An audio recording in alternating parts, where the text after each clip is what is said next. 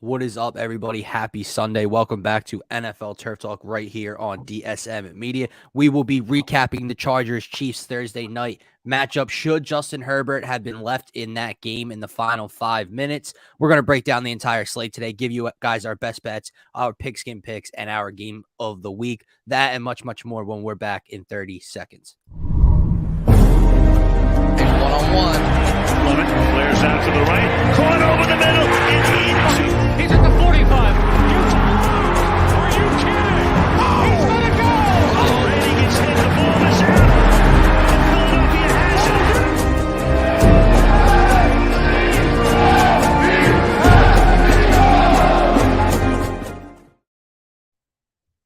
What is going on, everybody? Welcome back to, like I said, NFL Turf Talk live here on DSM Media's Facebook, YouTube, and Twitter channel. If you're new to the channel, guys, head on over to @DSM_media on Twitter. Hit that follow button. We greatly appreciate it. And while you're on the page, click the link tree in our bio to take you to every social media platform we are available on. If you guys would like to be interactive on today's show, head on over to the YouTube channel, specifically like my man James is doing right here, so we can post your thoughts, comments, questions, concerns, whatever you got for us, whatever you like this week.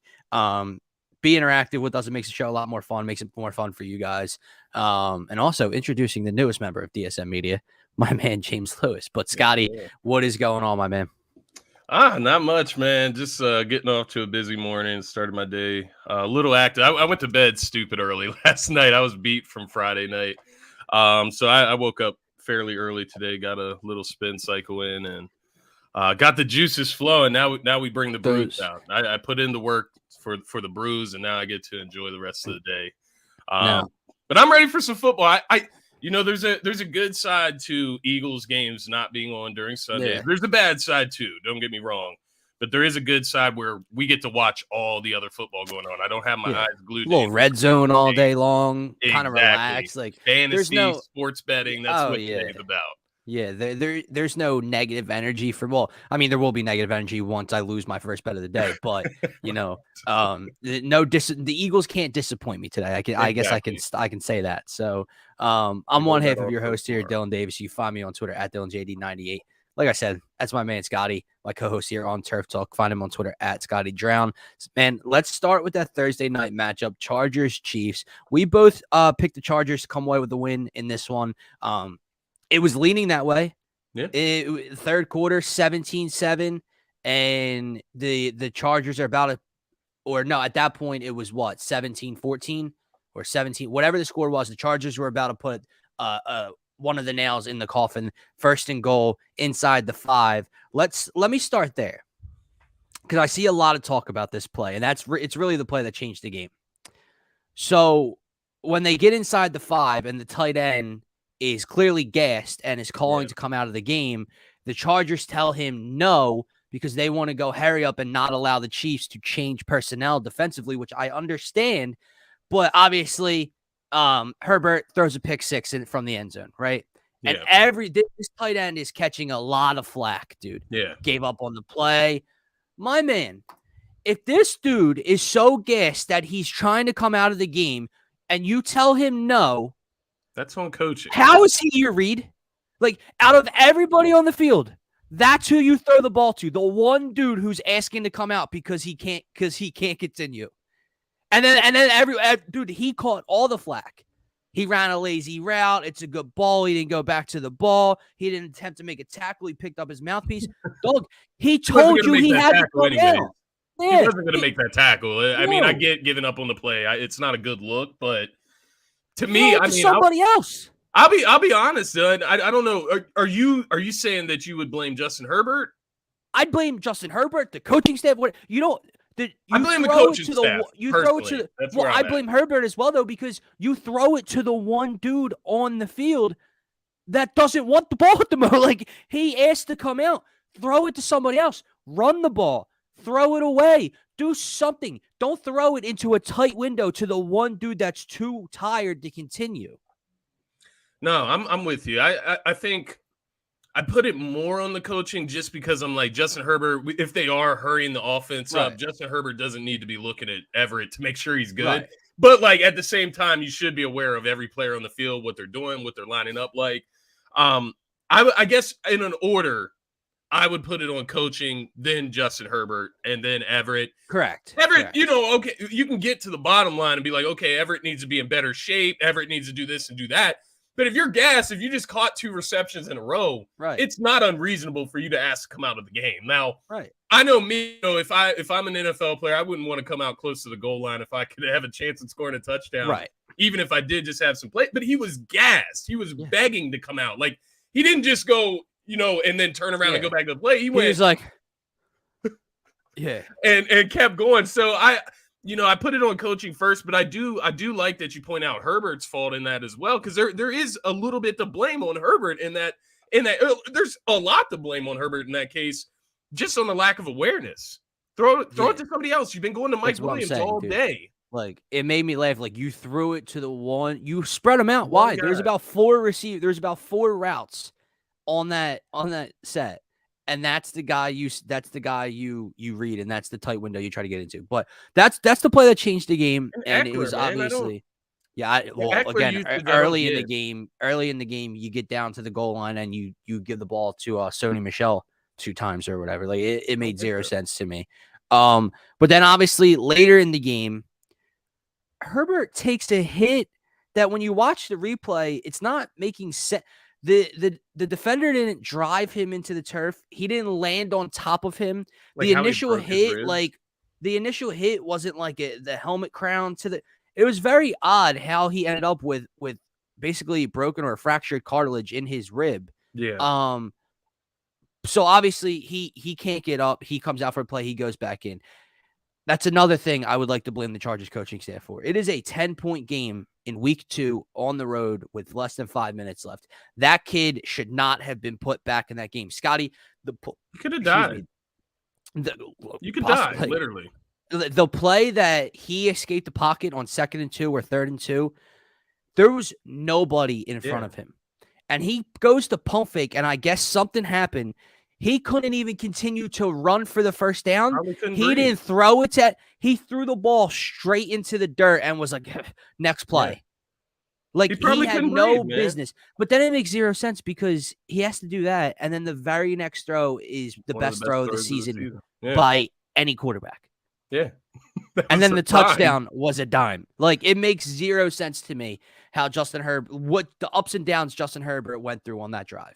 I'm with you. And then, I remember who was it? Zach Ertz that was on our team where he played with broken ribs and then ended up with a punctured lung. And then, it can turn into something very dangerous. And you're talking about your franchise quarterback. Like, this isn't just this season, this is the next 5 to 10 years that you expect to have Justin Herbert behind your center. So you got to take care of him. I'm with you. As soon as I would have saw, maybe I put him back in after he can't, he gets up, he says, I want to go back in, coach. But after I see that 3rd down play, I'm not sure, man. I there's no way I could put him back out there because I think what it was is when he went to pump fake and he's running at the same time, it's right here. Something just can't even breathe. It gets tight and he's just like, just to not get hit.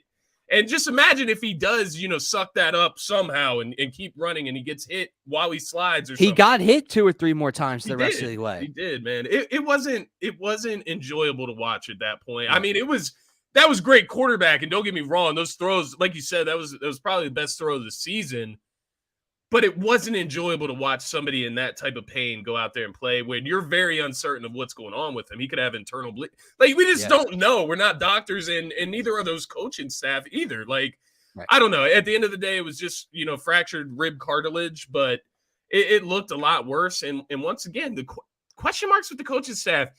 After we talked so highly of Brandon Staley at certain points last season, he has had some meltdowns over the end of the season last year and then early on this season. This game, I won't put the first game, obviously, against the Raiders. They won that. But I don't know. He has some definite question marks as far as decision making, play calling. I don't know if that's all on Brandon Staley, of course, but the Chargers, man, and to get to the whole grand scheme of the game, right? Yeah. It was just so typical of the LA Chargers to go and blow that game. They went up 24. What was it? 17, 24 unanswered points, something like that. 20 unanswered points.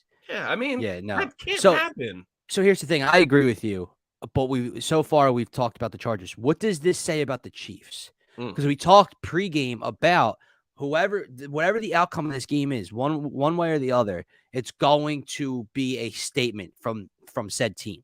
Yeah. And the Chiefs come out and find a way to come back, and Patrick Mahomes looks ridiculous again. And what does it say about them, man? They start the season off 2-0 with a dominating win in Arizona, and then to beat this Chargers team when you were down 10 in the second half. What's it say about them post Tyreek Hill? I think, obviously I'll get to the offense, but I think what impressed me the most about the Chiefs was the defense, honestly. Even without the Chargers having Keenan Allen, they were able to slow them down in that game. They ultimately were able to hold them in check. And like you said, I think they went 5 possessions of unanswered points. Or 5 possessions straight where the Chargers didn't score. So you were giving Patrick Mahomes the ball back 5 straight times without putting points up. That can't happen. And ultimately that speaks to the Chiefs defense. I think in a sense, I was discounting them a little too much. They are at least an opportunistic group. They at least can get a pass rush going. They can get to the quarterback. So that's one strong point. But going to the side of Mahomes, right? This is a game, Travis Kelce, he didn't have like some stellar game, 5 receptions, 51 yards. They held him in check. Do you think that should have been a penalty? Do you think that should have been a penalty? Which one? When Derwin James pile drived Travis Kelce at the 2-yard line, I thought they eliminated that from the game. You picked him up and slammed him on his back. And it's crazy over your head. It's crazy how he like stonewalled him and then picked him up and slammed him. Derwin James is different, but I agree on that play. They did put rules in to stop that.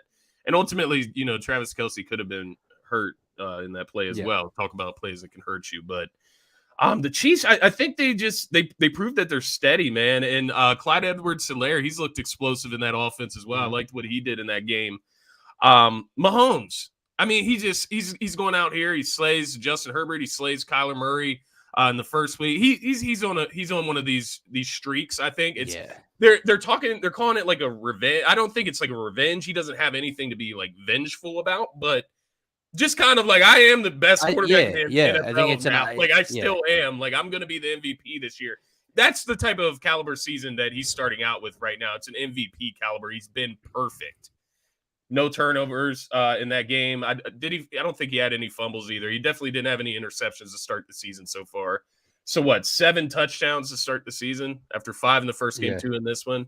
7 touchdowns, 0 interceptions. So, I mean, they're not missing a beat. And I thought Tyreek Hill would be the game. It started out like that, maybe, right? Like not a lot of Juju Smith-Schuster involvement, not a lot of McCole Hardman, but he just finds ways, man. He found Watson on that dime. Like, that was, you talk about one of the best throws of the season. That was one of the best throws of the season as well. I mean, with little to no effort, dude.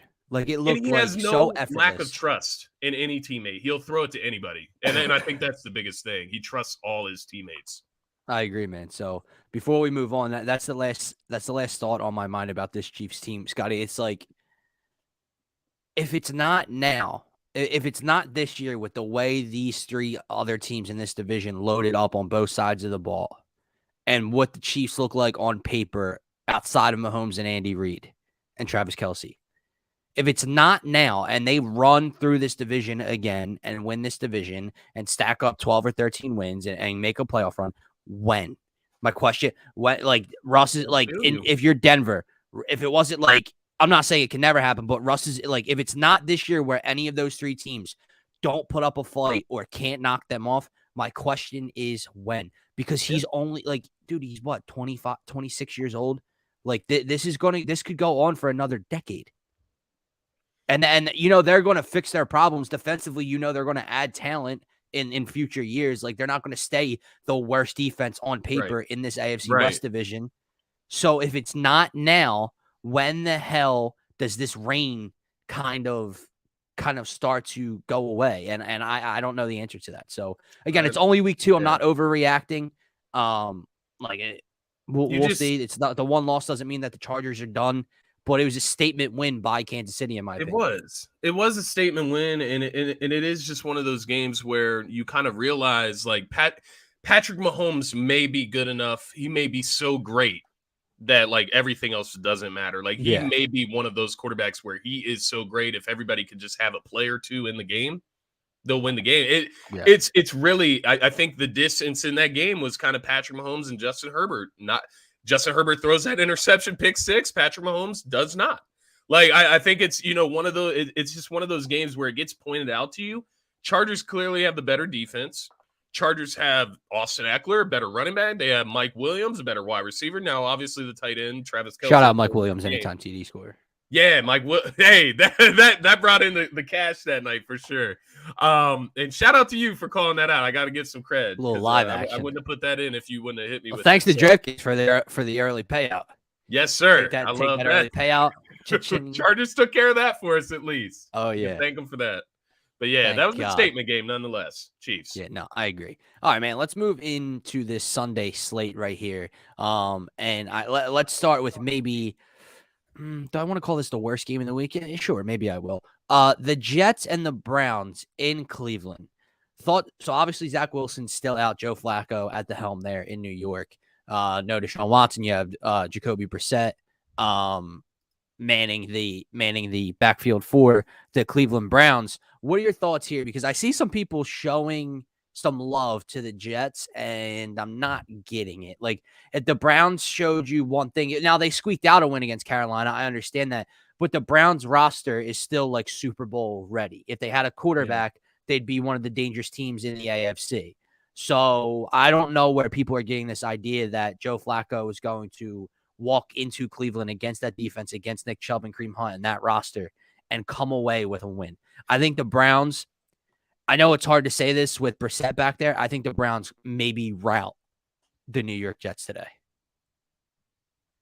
No, I'm with you. I think the Browns take care of business against the Jets today. I did see earlier that I saw a couple people picking the Jets to cover the spread. Like for some reason, that's what people are leaning with, which I think is it at 7 points or 6.5, something like that? I believe so. Yeah. Yeah. So I mean, maybe, but where is this coming from? You know what I mean? Right. What did the Jets show in week one that gives you hope that they can it's not even like the young quarterback showed promise in week one. He's out.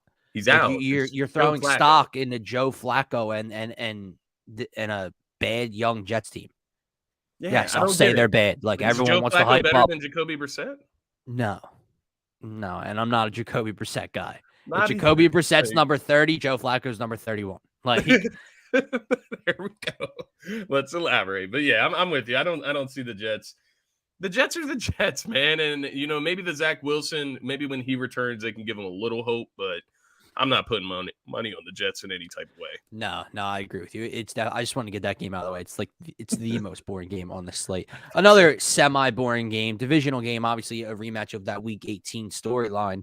Indianapolis, the 0-1 Colts head into Jacksonville to take on the 0-1 Jaguars. I think the line is at like 3. I think this is a humongous overreaction to the Colts' performance in Week 1. I knocked the Colts out of my top 10 power rankings. Understood. They looked bad. You tied a bad Houston Texans team in Week 1. That cannot happen. To only have the line at 3 against this Jaguars team is really bad to me. I think the Colts cover this one with semi-ease. I know Michael Pittman's out. Jonathan Taylor's going to run wild today. That defense, I forget who someone's out on the Colts in the Colts front 7 as well. I'm blanking on the name. Is Leonard still out? He might be. Let me check. But I still think that this defense dominates. I think Trevor Lawrence probably turns the ball over 1 or 2 times today, and I think the Colts easily cover the spread. So looks like Shaq Leonard's out. Yeah, that's it. That's a big one. Michael Pittman's out. Alec Pierce, rookie wide receiver's out. Kenny Moore and DeForest Buckner are both questionable. So that DeForest Buckner would be a huge one. Okay. I guess maybe they're riding the steam off the Jags beating them last year and kind of controlling Jonathan Taylor. But I'm with you. It's early on in the season. The Colts needed win coming off that tie. Like there's no way they don't come out hungry today. The only thing I will say, I'm going to take the Colts in this game. Looks like it's a Yeah, 3-point spread, like you said. I'm going to take them to cover, obviously. If they lose this game, we're going to have some talks about the Colts for sure. If And they lose that's all this I'm going to say game, about it. if they lose this game, I'll be this close to grabbing a fork and sticking it in them. Are they the Like- worst like- team in the division if they like, lose this game? Like, You tie the Texans and lose to the Jags in weeks 1 and 2. wouldn't that make The schedule is only going to get harder. Like it doesn't get much easier than that type of start unless you played like the Seahawks and the Falcons, which apparently in week 1 didn't really matter considering the Falcons almost upset the Saints and the Seahawks came away with a win on Monday night. But we will have a serious conversation tomorrow night if the Colts end up losing that game. All right. I think we both moderately like the Colts. You know what I mean? Like, yeah, they're a good what team. they have in place, and I think that's a consensus around the They're league. supposed to be a good team. Supposed to be very a good team. offensive line. You have Jonathan Taylor. You have a very good defense. You brought in a veteran quarterback who's supposed to take you to the next level at least. Exactly. What are you missing? Obviously, I know they're missing talent on the outside. People want to ignore that and act like Michael Pittman Jr. is a top 10 wide receiver sometimes. And he's out today, so we will see. All right, moving on to the next one. Carolina and Baker heading into the Meadowlands to take on the Giants. What's your thoughts? What's your thoughts on this game, dude? Because they need a bounce back. I like this Panthers team with Baker. Obviously, they lose a heartbreaker, and again, they shouldn't have lost last week to the Browns with that no call at the end. And then Danny Dimes and Saquon and the Giants snuck away with a win in Tennessee last week. Are the Giants going to go 2-0? This is a weird game. I'll say that much. And I think the Giants are favored by 1 point. I think at home, so they're technically not favored. But yeah. I saw a stat. This is like the first time in 16 games that they've had 15 straight games where they've been the underdog. This is the first game in 15 straight weeks that they are no longer the underdog in this game. So it's interesting.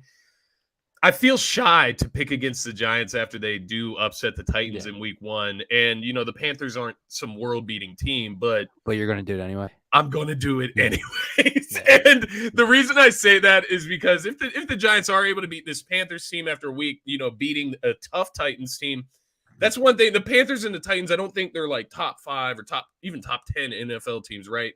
But they're still tough. They still have stability on their roster, especially on the defensive side. So if the Giants can out-tough a team like the Panthers, you got Baker Mayfield. The Panthers do have some pieces there. I was surprised to even see them lose to Jacoby Brissett last week.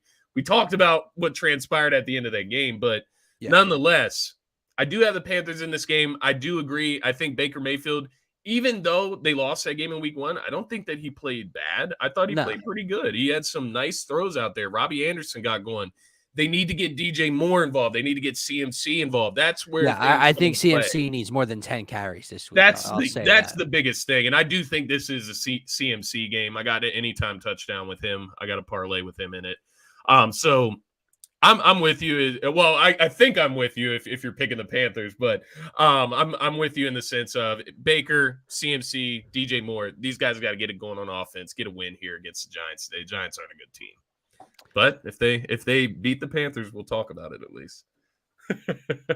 Yeah, you're with me. You're with me on this one. The CMC. This is a CMC game. Now it'll be interesting to see if Saquon can kind of go toe to toe with CMC today after an impressive performance last week. But I agree. I think Baker actually plays pretty well today. Like you said, Robbie Anderson was kind of the focal point last week. It has to be your stars. It has to be DJ Moore. It has to be CMC. Exactly. And that defense, the defense played well against the Browns team last week for the most part. So I should expect the same thing against Danny Dimes. If Danny Dimes comes out and looks impressive late in the game again, maybe I'll change my tone a little bit. But until then, no can do. All right, man, let's head over to one of the better games on this slate because this slate is just I'll take that ugly. The college football slate was ugly yesterday. The NFL slate's ugly today, but Miami, Baltimore. What do you got going on in this game? Because these are two highly talented offenses. Explosive offenses. Obviously, we know what Lamar can do, and then you add Tyreek Hill to Jalen Waddle and Tua and that front. Also, I believe the Ravens are missing like 3 starters in their secondary. So that's going to hurt them, obviously, J.K. against those Dobbins two. is out too. Yeah. So where are you leaning, man? I was leaning Baltimore like pretty easily. I'm not so positive anymore. Yeah, I'm with you. I was at first, at least, I was leaning Baltimore heavily. I still am leaning Baltimore. I'll be transparent. There's a few things that I'm looking at with this game. This is a true measuring stick game for Miami. I know they beat the Ravens last year on primetime football. I think it was a short week though, Thursday night football. Is this Lamar Jackson versus his future team? You know, if Tua doesn't look good today, that Lamar Jackson shows out against Miami, maybe Miami makes a push for Lamar Jackson. So that's one storyline I'm looking at. I'm also looking at Lamar as a passer. This is a much better defense than the New York Jets. Rashad Bateman, Devin Duvernay, James Proche, those weapons that they're still trying to implement and prove that they are good weapons out there. What can they do? Can Mark Andrews bounce back? No J.K. Dobbins today. As I mentioned, in the game, the last time Miami played the Ravens, they blitzed the hell out of Lamar Jackson. They turned him over. They had one interception, 4 sacks. So they blitzed him heavily. They were in his head. And then Tua, looking at Tua, how does he look today? I know I brought him up earlier. Can he continue this trend with connecting with Tyreek Hill, Jalen Waddle, get these guys in the game? It's very interesting. I am leading the Ravens, but I will say there is an opening here for the Dolphins to really impress me and really prove I won't say prove that they're this playoff caliber team, but I will say that they can beat good teams and that they're on the right track, right? I may lean in their favor a lot more in future matchups, but Ravens right now, 3.5 point spread at home. I am leaning Ravens to cover. But this is a big game. This is one of the bigger games today, I would say. What about you? I agree. I think it's the best game in the 1 o'clock slate for sure. But I have to agree with you. I'm still leaning Baltimore. It's in Baltimore. I think Mark Andrews has a pretty big day. Obviously, Lamar used his arm more so than his legs last week. Will be interesting to see if he kind of sticks with that trend or if he has to utilize his playmaking ability and use those legs to pick up first downs and yardage and et cetera. So it's not as crystal clear to me anymore, obviously, with the injuries in the secondary and no J.K. Dobbins. But I'm going to roll with the Ravens in this one. I just think they're too good, especially in the regular season. You and I think we both picked Baltimore to win the North, even though we are high on the Bengals. Yeah. I just think they're a very good regular season team. I think Lamar is very good in the regular season. And I do agree with you on the Lamar standpoint. I don't know if you were kind of questioning it. I won't say I agree, but in my eyes, I do think this is a game where Lamar will rush the ball a little bit more. I do have him penciled in for an anytime touchdown. So I had a free bet today. So I threw in something on this game because it was my favorite of the 1 o'clock slate. I think I had Lamar Jackson anytime touchdown, Tyreek Hill anytime touchdown. I think he gets in the end zone today against Baltimore. On my fantasy team, so thank you. Hey, and then either thank you or you just jinxed the balls off. Lamar over 40 plus rushing yards. I have that in a parlay. No, okay. I don't have the numbers pulled up in front of me, but I like that's how I'm feeling it. Yeah, no, I like that. But yeah, so both going Ravens so far. Both Ravens, both Browns, both Indy, both Carolina. Let's get to a game where I think we are going to disagree. Commander Carson heads to Detroit, and as you mentioned earlier, with the Giants being a favorite in a game for the first time in a long time, the Detroit Lions are favorites at home against the Commanders for the first time in a very, very long time. I believe the line is sitting at 2.5 or 3 at the moment. Who do you like here? DeAndre Swift is likely to play. Obviously, we saw firsthand what that Lions offense did to the Eagles last week. It'll be interesting. Can Commander Carson, not turn the ball over today? What do you got? This one was tough. And it's funny because on ESPN, it is showing the line is even right now. So I don't know if that's changed or if that's, just difference in sports. Oh, is it even? Interesting. But because the only reason I bring that up, I was going to go with that as my my upset of the day. It did lower to a pick 'em. Yeah, so I can't use that one now, but I am going Lions in this game. And I don't know that it's anything against Carson Wentz per se.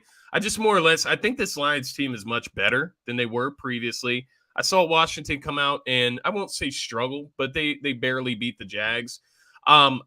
I'm leaning Lions in this game. I think this is, if they want to turn this into a season of difference and show that they can win games, this is one of those games that they should be able to go out and grab at home. You get 2 weeks at home to start the season. How lucky are the Detroit Lions to get 2 home games matched up? But if they can get that blitz going, kind of like what they did with the Eagles offensive line, if they can overcome the Washington football team, or the Washington Commanders, excuse me, if they can overcome their offensive line, and which I would consider much lesser than the Eagles offensive line, then they could give Carson Wentz some trouble today. It's going to be interesting to see how long the Commanders can balance out the run and the pass. You know, I know, I'm interested to see what it turns into when Carson Wentz has to fully on air it out. I mean, it kind of did turn into that last week, to be fair to him.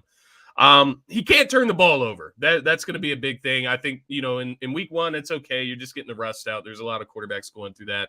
This week, if the Commanders want to win, clean game from Carson, kind of take care of business, similar to what the Eagles did. They didn't necessarily turn the ball over too much last week.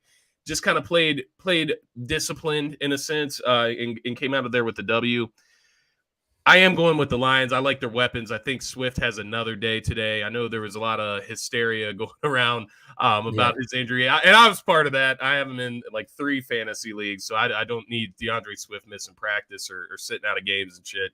But I am going with the Lions. I think they can kind of get this energy turned around in Detroit. How are you feeling about this game? I know you're leaning differently. Yeah, so we disagree on this one. I know all the focus is on the Lions. They were the Hard Knocks team this year. We saw how they competed against the Eagles last week. So a lot of the focus is, okay, is this a different Lions team? They're at home. They're the favorites for the first time in 24 games, Scotty. Basically a season and a half almost. The first time they've been favorites, and it's a 1-point favorite at home. I know the storylines and all the focus is there. My focus is on Washington. Is this a different Washington team? Is this a different Carson Wentz? To start this year out 2-0, obviously you play Jacksonville and you're playing the Lions today. So you're not out here beating, the top dogs in the NFC or the AFC, but you're on the road.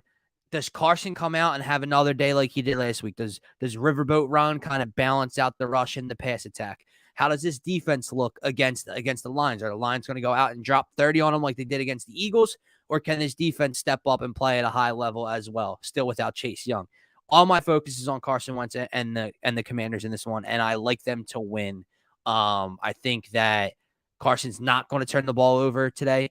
And I think that we saw what Jalen Hurts was able to do through the air. I think that Terry McLaurin, and Antonio Gibson and those weapons will have a big day against the Lions. So I am going with Washington in this one. First time we disagree today.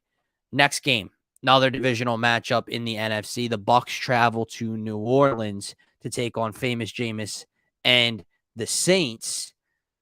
Who you got in this one? Alvin Kamara is looking less and less likely to play. Jameis, we kind of saw a struggling first half last week, but then really settle in with those 3 new weapons in Michael Thomas, Chris Olave, and Jarvis Landry last week, who had a big game. Their defense, they're at home. Brady and the Bucs offense didn't look great last week. So who do you like in this one?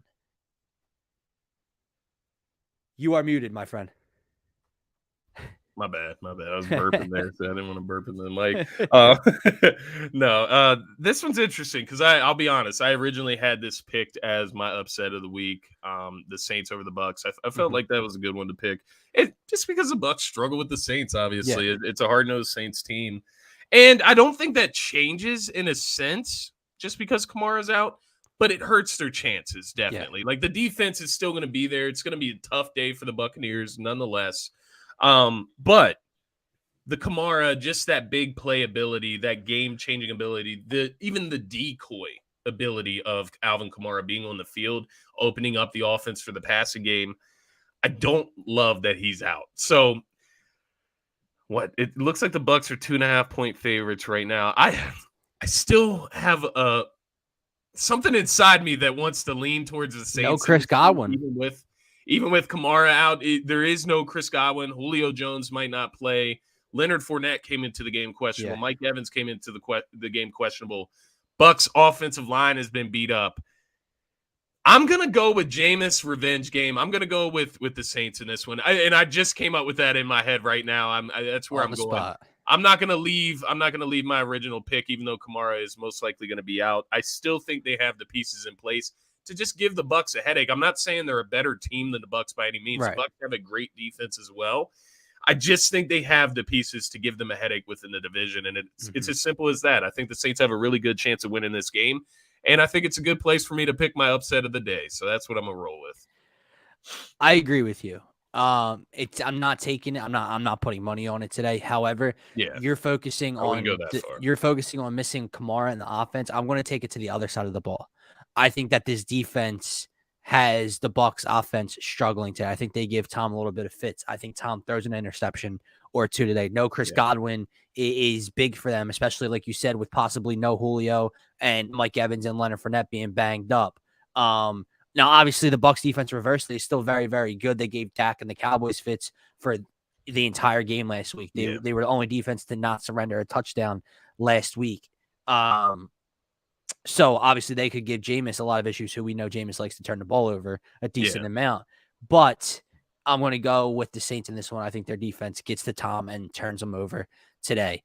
Jameis tore his ACL against the Bucs last year. That is true. That is true. Game, maybe some or some bad juju. We don't know yet. But yeah, that's true. Last game in the 1 o'clock slate, and I'm going to get this out of the way and tell you that this is my everything today. This is my upset. This is my lock. This is my best bet. It is everything today. The fact that the Pittsburgh Steelers, now listen, I didn't have them being a very good team coming into the year. I understand it's Mitch Trubisky. I understand they lost TJ Watt last week. The fact that the Pittsburgh Steelers are home dogs to this New England Patriots team with already Mac Jones, and that offense is terrible. Mac Jones missed 95% of the week with an illness. They just got smoked by Miami last week. It is so ridiculous and disrespectful to the Steelers. Home dogs against that offense. I don't care if TJ Watt's playing or not. This should be take everything. Take the spread. I would probably take the under as well. I don't know what the under is, but if it's anywhere in the high 40s, take the under, because there's not going to be a lot of great offense in this one. But I like the Steelers, and I like the Steelers comfortably. Yeah. I'm with you. I think the Steelers are considerably a better team than the Patriots. It's not even and it's not in Foxborough. Yeah, they're not in Foxborough, and it's not even a position by position type of thing for me. It's like the Steelers literally just have a better team than the Patriots. Like it's almost simple for me. Like, this defense is going to give Mac Jones headaches. You saw what they did to Joe Burrow in that offense. Now I know the Cincinnati offensive line isn't great. Obviously, they've had to make improvements, and they still need to make improvements. But Joe Burrow and those weapons versus Mac Jones and like Nelson Aguilar and Jacoby Myers, like, come on. I don't understand it. Where do the Patriots get points? I don't know. Where did they get points? Mac Jones. They scored what, 7 last week? I think they had scored 7 points last week. It was like 23-7. Yeah, I could see them going for 0 or 3, man. Like, I'm not even joking. The Steelers' defense is really good. Yeah. Like, obviously. Again, now really TJ Watt is the catalyst. He's a 20+ sack per kind of guy. He's a defensive player of the year kind of guy. He's a freak. But like you said, they turned Mac Jones or Joe Burrow over 4 times last week. That wasn't all TJ Watt. Minka Fitzpatrick had a hell of a day. The rest of their defense, Cam Hayward, they were very, very good. Mitch Trubisky. Now, don't get me wrong. Reversely, Bill, as the defensive-minded head coach that he is, even though they don't have a lot of star power on that defense, he could probably give Mitch some problems. I'm not saying that Pittsburgh's going to roll out and score 31 today. Right. But I really just don't see this game being all that close. Najee Harris is healthy. Deontay Johnson looked really good last week. George Pickens had like 1 catch for 7 yards last week. I expect him to have a big day today. Who do you like out of Mac Jones versus Mitchell Trubisky? I'm just curious. Like, if you had to pick one for your squad to start. Listen, I didn't think Mac Jones was all that bad last year. He was. I thought he was okay.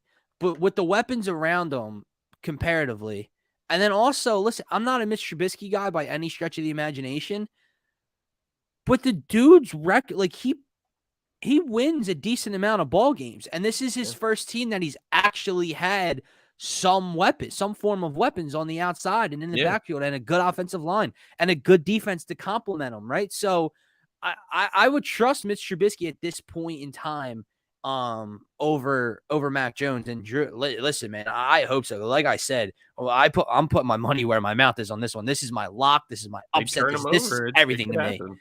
in I the could see first some in the 1 pick o'clock slate. sixes, like a pick six maybe today from the Steelers, right? Yeah. Or a fumble recovery for Oh, like a little defensive touchdown. Steelers D/special teams anytime TD. Maybe. All right, let's move on to Might the have to 4 throw o'clock that in. slate, and I'll try to speed this round up a little bit because these games, Scotty, I'm not gonna lie to you. There's one game that grabs my eye. So how about this? Let's bunch up the bad games, and then we'll get to the one we're paying attention to. With that being said, I mean the Rams and the Falcons, the Seattle Seahawks and the 49ers, the Bengals and Dallas, and Houston and Denver. Now, obviously, if week 1 tells you anything, you can't just it's not just going to be chalk. Like there's something, there's going to be a wrench thrown in this somewhere.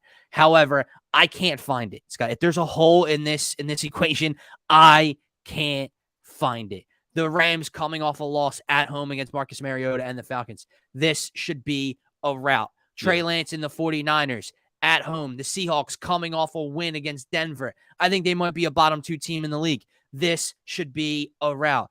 Cooper Rush and the Dallas Cowboys at home against the Cincinnati Bengals and Joe Burrow playing their worst game in Joe Burrow's tenure. This should be a rout. The Houston Texans coming off what basically is a win for them, a tie against Indy, going to Denver with Russ in Denver coming off a loss. This should be a rout.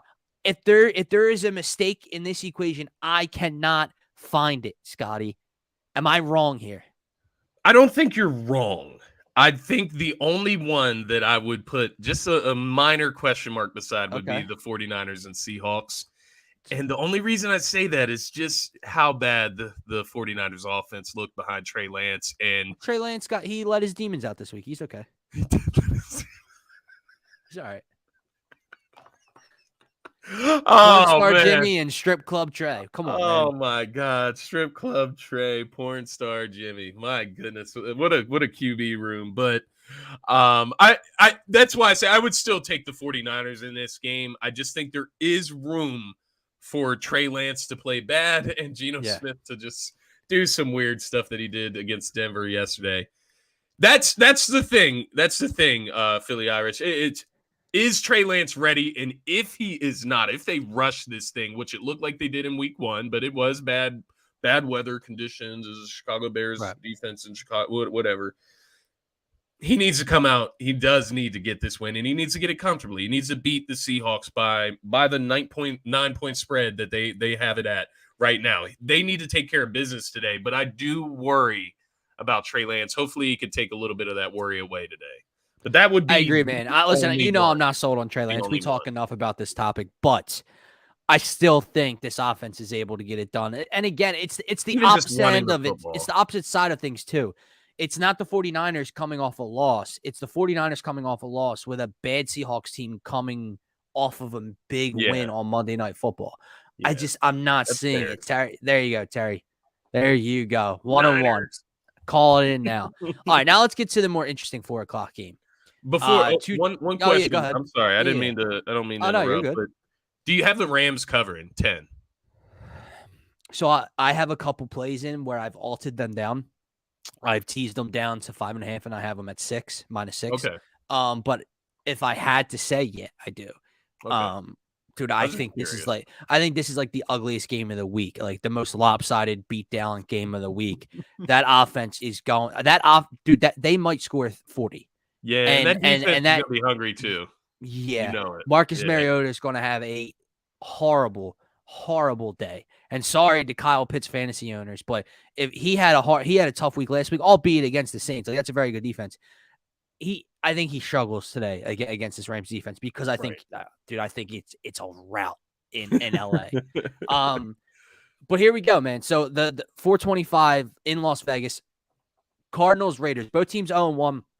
Obviously, the Cardinals coming off of an embarrassing home loss, while the Raiders were on the road and lost by 5. Came down to tried to go for 2 in the final 2 minutes, couldn't get the job done. Derek Carr played a sloppy game, But this one's important to me. Like Thursday night, it's the opposite end of the spectrum here. Thursday night, you had 2 1-0 teams coming in, and it was like, okay, who sets the tone in this division? Who makes a statement here tonight? It's the opposite end on this one. It's who proves to me that that this isn't going to be them all year. Like if Arizona comes out and gets beat down today, dude, they are in trouble. The way they lost last week at home, they didn't look like a professional football team. And if they lose today, and depending on in the fashion they lose in, that's bad. Reversely, if they come away with a win in Vegas, if you're Derek Carr, you brought in Devontae Adams, you were a playoff team last year, you struggled last week. If you can't get the job done and you start 0-2 in that division, it's almost good night. Yeah. So this game is the opposite. It's not setting a tone. It's answering the call. Yeah, it's keeping yourself alive, man. So, but in this one, a lot of people are leaning Vegas, and like Drew's going here, Raiders easy, and I hear you, and that's who I have. I hate when the public is all over one side because it just spells disaster. Yeah, if there's no like in the Bengals and Cowboys, Dak's out, so that's why it's all in the Bengals. But like in this game, D-Hop's been suspended. That's how it's been. This is the Cardinals team. This is what they're working with. So I get what you mean. It just creates a little bit of a bad juju. I am leaning Raiders, and I'm kind of with Drew here. I think they do win by a considerable amount. I won't say easy. I do say cover. But I'm with you. I think this is a very important game for both of these teams. You look at the Cardinals coming out of this game. You play the Raiders today, which the Raiders are no slouch. We know that. They're a borderline top 10 team coming into the season for me. Next week, they get the Rams. You know what I mean? And then the Panthers and then the Eagles. So, like, you have no room to take a break here in this division. There's no room to catch up. And I do worry for the Cardinals. They're not going to be able to survive until DeAndre Hopkins gets back. And I don't know that they're going to be that good when he does get back to make up for what has happened while he's been out. So I think that's part of where I'm at with the Cardinals. I don't like what they have. I used to like it. I liked it when they were in the flow last year. I do not like what they got going on. I don't like Cliff Kingsbury. It's what we talked about. It's what we talked about this offseason when we broke down that division. They did nothing to improve. Exactly. You're in a tough division with the defending reigning Super Bowl champions. Obviously, we know that the 49ers went to the conference championship game. You did nothing to get better, and you lost your star wide receiver for the first third of the year. So, and the Raiders got theirs. Exactly. So I agree, man. I don't love that everybody is fading the Cardinals today, but it is in Vegas. That crowd, I think, is going to be pretty. It's going to be pretty loud today. And I think Derek Carr does have a bounce back type of game.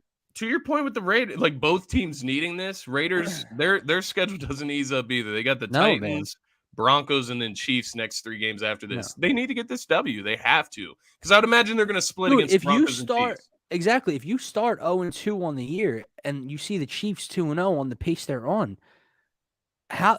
Like, again, it's a long season. I'm not trying to put a fork in them, but you're not catching them. They're not going to beat the Chiefs twice to tie it up, and then I just don't see it happening, man. You play the Chargers again, like you said. You play Denver twice. Yeah. Maybe a split. I don't know. So we'll see what the Raiders can do. It's a big game for them today. All right, finishing this slate up tonight. Obviously, 2 Monday night games. We'll get into that tomorrow night. But Bears, Green Bay. Is this one interesting at all? Because I see a decent amount of Chicago love. And while I was all over, meaning getting on Aaron Rodgers and that offense last week, like, you know how I said the Colts it's an extreme overreaction. That line is an overreaction to last week's down performance. Not that the line is. Vegas has them as major favorites. But, like right here, even Drew saying it's a close. I'm not seeing it, man. He owns that team. He owns that city. It's in Lambeau. It's not in Chicago. Yeah. And I understand that Justin Fields and that offense beat a good 49ers defense last week, but it wasn't because of the offense. It was conditions and a bad game by the Niners. Yeah. you're in Lambeau in primetime television against that defense. I can't see a way in which Justin Fields balls out tonight. Yeah. Now, if he does, listen to me. If Green Bay, I don't care if they win the game. If Green Bay and Aaron Rodgers struggle tonight, they're in trouble. And Minnesota will run away with that division. Yeah.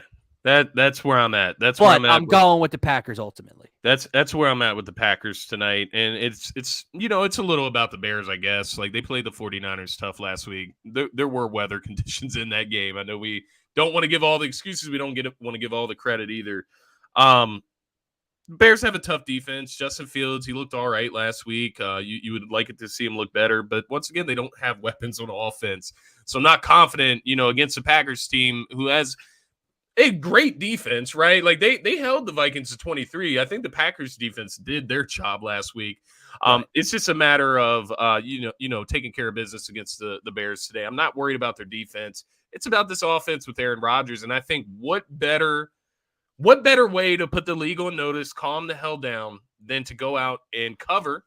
They're 10-point favorites against the Bears tonight. Go out, cover the spread, and beat the shit out of the Bears tonight. Aaron Rodgers, go out there and have a game. Show them that you can work with these young receivers, that you have been putting work in during this week of practice. The running game, A.J. Dillon, Aaron Jones, they were effective last week. Aaron Jones needs to be a little more effective. A.J. Dillon looks good. Get the running game going. Get Aaron Rodgers in a flow. This is a perfect game, prime time. Really put the league on notice. Calm the hell down. And Packers, in my case, prove that you are a top 10 team. Because you lose against the Bears, you have a close one against the Bears. There's not a strong chance I can keep them in my top 10. No, they are fringe top 10 right now. And like I said, the Saints. If the Saints beat the Bucks today, that's a team that can climb in. If Minnesota beats the Eagles tomorrow, that's a team that, I already have them in, but that's a team that can rise. Yeah. If Miami beats the Ravens, that's a team that can climb in. If the Raiders win against the Cardinals, that's a team that's fringe 10, right? So there's a lot of room for error with this Green Bay offense and this team as a whole. So, like you said, you cannot win. You can't just win. You have to show, and just for me, you have to show something if they're staying in my top 10. All right, wrapping up this show, man. So obviously I hinted at it earlier, and you already gave your upset of the week with the Saints. Listen, this might be the first time I'll give my overall picks, but for the first time in Turf Talk history, I'm going to give one. Like, it is a play you must play. It's my lock, my upset, my everything today. Steelers money line. Don't think about it. Just do it. But with that being said, my lot, that'll be my upset. They're home dogs. I'll take them as my technical upset. My lock, Jesus Christ, can I give you 15 of them? I'll go with the Rams. All right, I was going to go with the Bengals. I'll go with the Rams. I'll leave you, Cincy, if you want to take them. I'll go Bengals. Yeah, that's where I was leaning. I thought about the Rams there last second, but I'll lean Cincy, give you the Rams. So I'll take the Bengals as my lock. They better not fail me today against Dallas, or that'll be the end of this relationship, to say the least. My upset of the day is going to be the New Orleans Saints. They are underdogs against the Bucks today, so I do have them winning even without Kamara. Mm-hmm. Let's see if they can continue to be a thorn in Tom Brady's back and give the Bucks tough matchups. But that's going to be my lock, and then my upset, and then Cincy is my lock. I'm with you, Drew. I do have the Lions beating Washington. Dylan's leaning Washington. I can see that game going either way, though. I'm not going to lock that in. Yeah, I agree. All right, man. So here's some of my bets today, and obviously I'm sure you have a decent amount in as well. But I've had a good Thursday to Saturday run here. So we're happy heading into today's slate. So obviously I'm hammering Steelers money line. That is my play of the day. But then I have a couple teasers in for you. Okay. All right. So here's one. It's plus 400. Commanders plus 7. Panthers plus 7. Steelers plus 8. Rams minus 5. Bengals minus 2. 50 pays 200. Yeah. You tease them all the way up. Even like Commanders, it's iffy. Are the Lions going to cover 7? I don't know. The Carolina, it's iffy. Are the Giants going to cover 7? And then the Rams and the Bengals should cover 5 and 2. Yeah. I teased them a little lower. Now this one's fun. Commanders, since I think they win outright, I have them at only plus 1.5. Panthers, I think, win outright. I have them plus 1.5. Steelers, I think, win outright. I have them plus 2.5. Bengals minus 3.5. Rams minus 6.5. 50 pays 720. Hell yeah. Yeah. I hate to be rooting against you today with the Lions pick. Hey, man. Hey. Where we're going, They- but no. it is what it is. They can It's win. one of those weekends. They can win. I got Commanders plus. Yeah. So Plus, you have them brother. winning straight. Okay, so you have them plus 1. So they just need to Plus 1.5, and then I have them plus 7 in the shorter one. So yeah, so those are my two teasers. I also had a $10 free bet, so I kind of did the same thing with those 10. It's like plus 1,100 or something. But I took Commanders and Steelers outright. Panthers plus 5.5. Bengals minus 4. Rams minus 5. That was just a free bet. Thank you, DraftKings. Yes, sir. I also had the free bet I mentioned earlier. I actually put that on Ravens money line, Lamar Jackson touchdown, Tyreek Hill touchdown, and 40 plus rushing yards for Lamar Jackson. That comes out to plus 800. Was a free bet, whatever. The next one I have a anytime touchdown parlay, just a 3-legger.